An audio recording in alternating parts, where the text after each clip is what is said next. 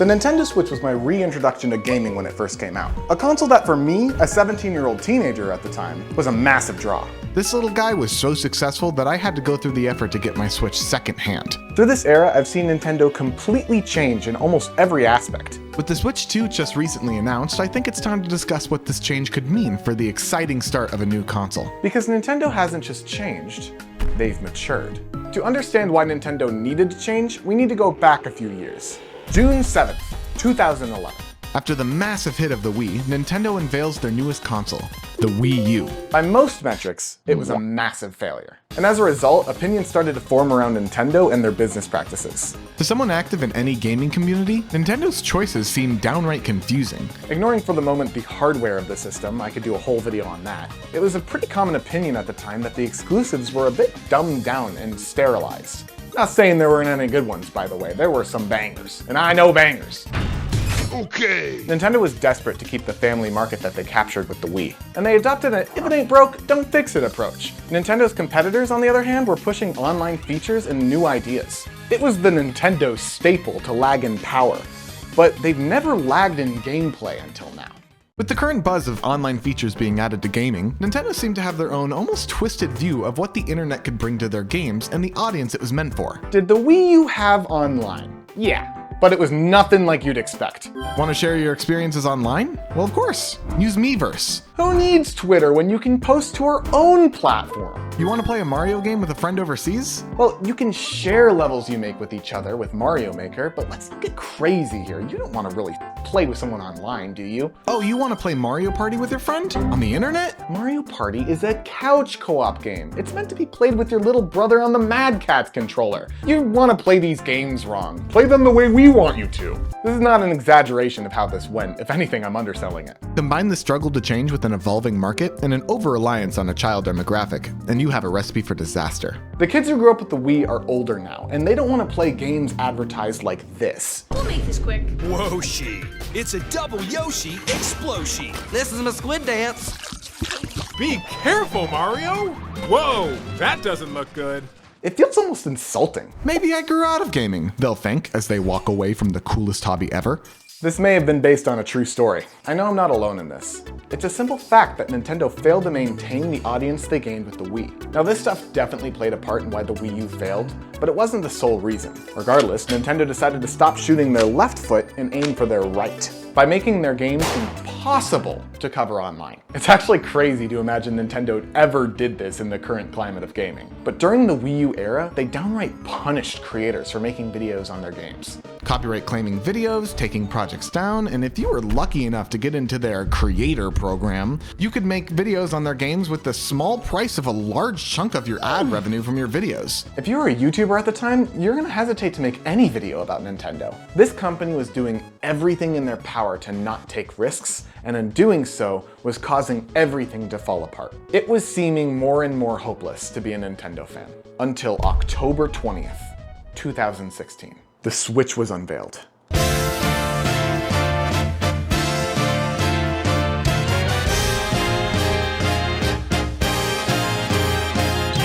Now that was everything that Nintendo did wrong, but here's everything that they did right. Because almost immediately, the vibe is just different. If it's not fun, why bother? With a new creative system, excellent launch titles, and nearly all of their marketing aimed at people with developed brains. We saw Nintendo make genuinely brilliant decisions. They heard our complaints, and one by one they addressed them. The beginning, obviously, was quite a few steps in the right direction. The Switch was a huge success, but even the more shaky decisions were corrected over time. It couldn't have been easy for Nintendo to take this feedback, especially during a time where doing what's right and doing what will make money isn't always the same thing. But as the Switch was finally releasing, it seemed Nintendo was ready to take some risks. Nintendo Switch Online. That's right, Miiverse, your time has ended. And they got rid of the creator program soon after. Turns out people sharing content about Nintendo games sells and convinces people to buy Nintendo games. Who would have thought? It started pretty bare bones, but at the very least it was affordable. And they began to roll out some retro games and DLCs for you to play with it. With every new edition, it became more and more worth the money. The online features in their games started simple, with Smash, Splatoon, ARMS, and Mario Maker 2, encouraging a more competitive online experience. But a so-so online experience is not what I'm trying to praise here. It's what happened next. Super Mario Maker 2 had a co-op mode and a versus mode, and that couch co-op only idea was still clearly stuck in Nintendo's head. You could only play online in competitive with random strangers, and you could only play co-op with little Timmy sitting next to you. People were, as always, frustrated. But this is Nintendo we're talking about. What did we expect?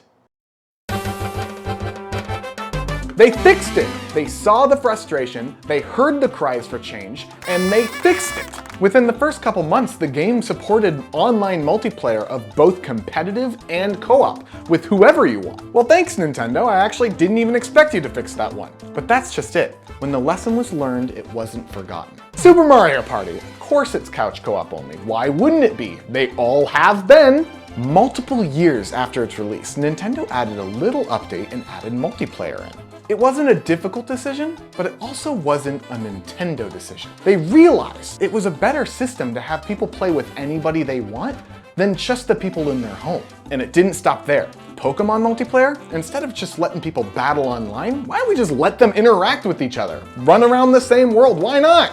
Little by little, changes for the better were made, and this time they stuck with every future decision.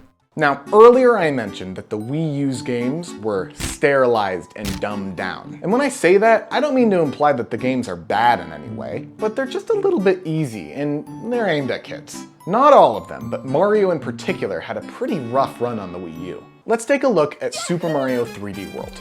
This game just screams safe. That's what Mario looks like. He fights the same guys as before. Now he's a cat. Yeah, that's him. Multiplayer is here, but it's local only. 3D World always felt like a watered-down Mario Galaxy to me. This feels like a game that any kid can beat, and they'd probably have a great time with it, but I desperately wanted something just a little more. But let's compare it to a Mario game on the Switch. Super Mario 3D World! Oh yeah, I get to use the same exact game to make this point. If you think that 3D World is an awesome game and was confused why I was trashing it, you probably only played the Switch version. Because that version rocks! The visuals are still a little plasticky, but there was a lot of little changes to the game that really boosted the experience. For one, Mario now has more complex controls and runs 30% faster. I would say that makes the game straight up harder and more rewarding to beat. I'd also argue that giving a player more freedom inherently makes a game harder. When you give a player a button that makes their character move really fast, they're gonna click it. But playing risky often means falling off a ledge and dying. It's understandable that Nintendo didn't want their players to feel frustrated, but in reality, we love to be frustrated. Games like Elden Ring would not be as popular as they are if they didn't have the difficulty and freedom they give the player. And even if this is a fraction of that, Nintendo leaning into potential jankiness and frustration was a bold decision. And they didn't stop at the controls. They opened up the multiplayer to online and straight up encouraged people to grief each other. There's a whole system for who beat the level first, who got the current crown, you can steal the crown from each other. It doesn't matter anymore that the game is a bit easy because you can make your own fun. This all of course isn't even accounting for the entire extra campaign this version added, which I feel really showcases the shift in perspective in their audience. Bowser's Fury is creative, striking, and fun all the way through. You can see this mindset put to multiple Switch re-releases. But nothing holds a candle to the exclusives. Mario Odyssey, Breath of the Wild, Animal Crossing, Smash Ultimate, Kirby and the Forgotten Land, even Pokemon, which not entirely Nintendo, was improving. The focus was on creativity and experimentation. Just look at the difference between 2D Mario on the Wii U and 2D Mario on the Switch. Nintendo was looking at a broader and older audience and has been giving us what we want for the last 8 years. You're not that 10-year-old kid in Pallet Town anymore. You're a nondescript teenager running around in Lumio City now. These choices can't be made lightly. The Nintendo Switch has been making the right calls and decisions since its launch. It's clear that Nintendo has matured to the point that they're willing to listen to feedback. And if you're Nintendo and you're looking at feedback for the Nintendo Switch, there is one problem above all else: the power. You could argue that with good game optimization, a system's power doesn't really matter. And to an extent, I agree. I mean, the Switch has become a home to a few absolutely baffling games and ports that clearly took some seriously skilled devs to get them running. When you look at games like the Metroid Prime Remaster, you can see clearly that with an extremely competent dev, games can look incredible on the Switch. But where this begins to fall apart is when you look further at the design. Metroid works on a room-to-room level design, and it's easy to understand how they got it looking this good. You don't need to render the entire game or some open-world map. You're rendering room to room to room, one at a time. Compare this game to a similarly groundbreaking game on the Switch, the Witcher 3 port. I feel like this game demonstrates the weaknesses of the Switch as a system. It's just a bit underpowered. Such a large open game with expert optimization running on the Switch is a miracle. And it still looks like this. The Switch is just too underpowered. So underpowered that a lot of the official releases for games were cloud versions. You weren't even playing it on the Switch, you were streaming it from somewhere else. With the Switch, you can have a good-looking game with limited design, or a low-resolution game with open design. Aside from completely changing the art style to something lower fidelity, this is as good a game like this will ever look. And we're talking completely best case scenario here. Enter the game devs that aren't that good at optimization. Game Freak, for example, has been struggling to deliver consistent visuals and performance with every Pokemon release on the system.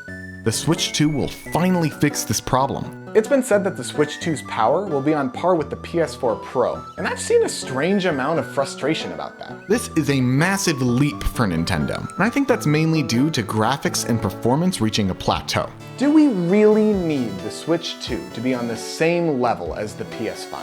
Because I feel like I should remind you guys what a base model PS4 looks like. Aside from Astrobot dropping a million physics objects on the player, I have not seen a single game that looks substantially better than most PS4 games. This is footage from a base model PS4 playing Uncharted 4. This quality and performance is running on a system that will be weaker than the Switch 2. Now, take a look at this footage. This is Uncharted 4 running on a PS5. Sure, the frame rate is a bit better, but the game doesn't really look that different at all.